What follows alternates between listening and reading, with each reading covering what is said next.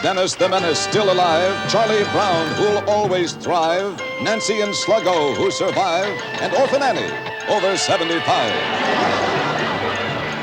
First, these news headlines.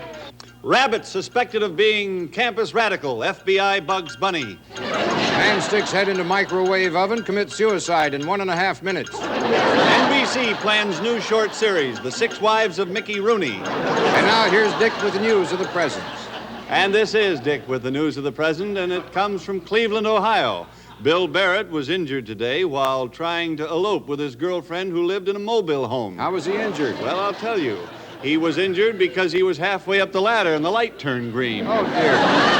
Keep going, He went Dick. 14 blocks before he got off. They're coming after you. Get going. I'll keep going. Salamanca. Is that Salamanca? Salamanca. Well, that's good enough. Salamanca, New York. The fiancée of champion chess player Bobby Fischer, make that Bobby Fischer, said today that wedding plans are off. She stated she does not plan to marry him because it takes him too long to make a move.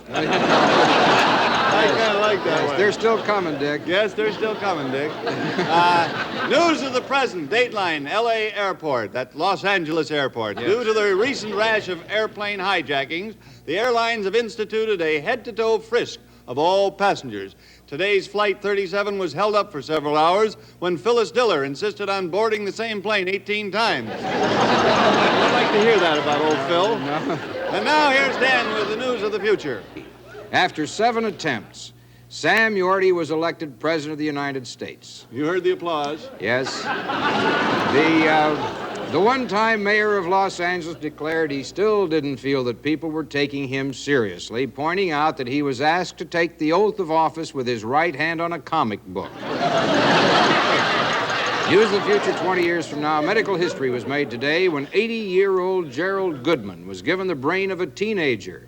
The operation, though termed a success, has caused problems. His wife, 87-year-old Mrs. Goodman, says that now Mr. Goodman refuses to clean up his room, his face is breaking out with acne, and his voice keeps changing. And now, with a special showbiz item, our guest reporter, Hollywood Cecil Smith.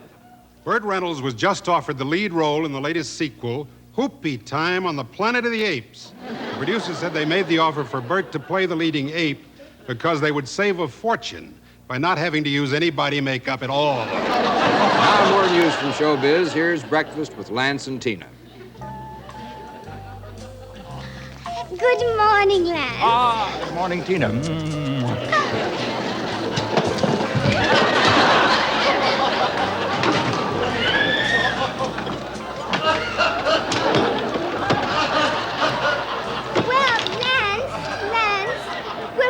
Fortunate today to have as our breakfast guest William Conrad.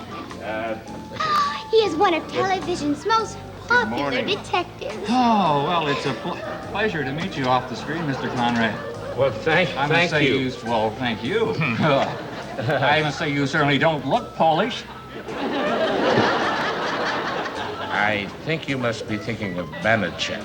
Oh, well, you certainly speak the language quite well. Mr. Conrad plays Canyon on television. Well, you better be careful. You could get your head blown off that way. No. Canyon is a part. Well, somebody better put it back together if he's going to play it on television. I don't think you quite understand. Oh, of course I do. Why? You're a detective on television who sits in a wheelchair and plays the cannon. No. Now you've got me mixed up with Raymond Burr. So you're mixed up with the Raymond Burr, huh? Well, there you have it, ladies and gentlemen. You heard it here first on Breakfast with Lance and Tina. Here's our financial editor, Patty Deutsch. The Hallmark Company has appointed Oral Roberts as its new chairman of the board. They also announced that they will immediately begin making the world's only get-well cards that come with a guarantee. I feel better already. I believe, Les, that you have an item to read. I think I have. Would you mind reading it? Good idea, man. Glad you thought of that. This can go on all day. Here we go. Would you mind? Oh, okay. Yeah, right here. It's a business item, man. Elmore Zarsley just announced he's selling A brand new Cadillac's $1,000 with almost everything on it. Well, what's missing? Oh, the license plate and the serial number. What it was. Now with our finger. Well, her finger? let's make it her finger.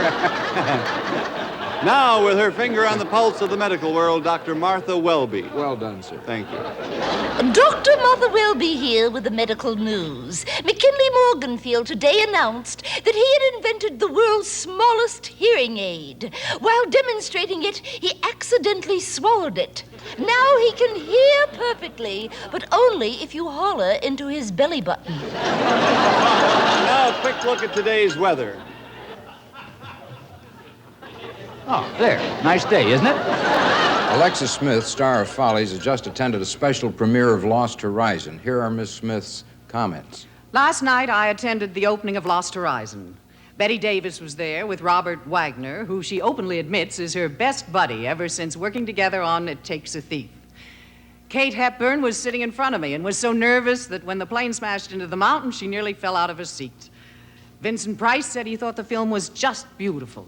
And speaking of beauty, Raquel Welch was stunning in a blue velvet low-cut gown. Now, here are those same comments as they might have been handled by an unsympathetic editor. You attended a premiere last night of Lost Horizon. I guess there were a lot of stars there. Betty Davis was there with Robert Wagner, who she openly admits is a thief. Who else was there?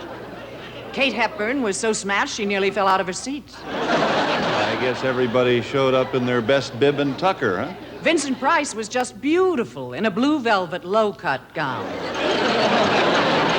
In sports on this day in history, the Notre Dame locker room was tense as Coach Newt Rockne had emphatically told the Fighting Irish to win this one for the Gipper.